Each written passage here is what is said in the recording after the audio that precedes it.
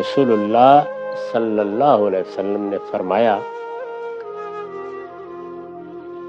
مسلمان جب نماز کا وقت آ جاتا ہے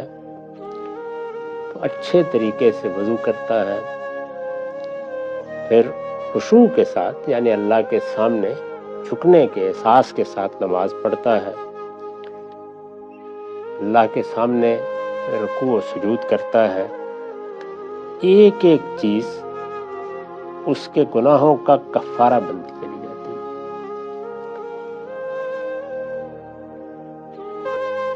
جب تک وہ کبیرہ کا ارتکاب نہ کر لے، اور یہ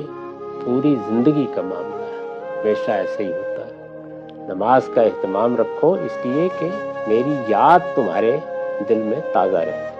تمہیں یہ تنبیہ ہوتی رہے کہ تم دنیا میں اپنے اسیر ہو کر نہیں بندگی کر سکتے، میرے بندے بن کر ہی اپنی بندگی کا حق ادا کر سکتے۔ وہ ایک زاجر اور ایک واعظ کے طریقے پر متنبہ کرتی رہتی ہیں، توجہ دلاتی رہتی ہیں۔ جب وہ یہ کرتی ہیں اور اس سے انسان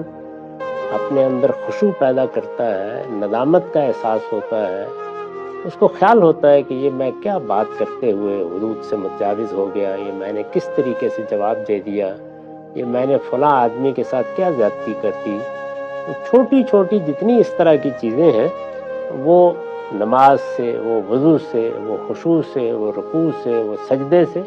ختم ہوتی رہتی ہیں۔ اس لحاظ سے یہ تینوں پہلو ہیں جو قرآن نے بھی بیان کیے ہیں اور روایتوں میں بھی بیان ہو گئے ہیں۔